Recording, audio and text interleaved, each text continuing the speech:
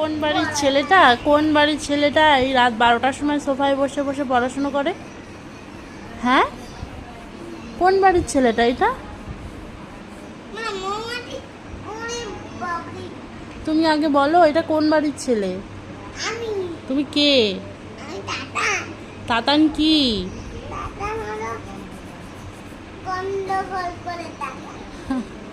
তাতান গন্ডগোল করে? তাতান মণ্ডল করে শুধু গন্ডগোল? কি গন্ডগোল করো তুমি একটু বলো তো সবাইকে। তুমি কি কি গন্ডগোল করো একটু বলো না। একটু তাকাও আমার দিকে। এ বাবা, কি করছে দেখো।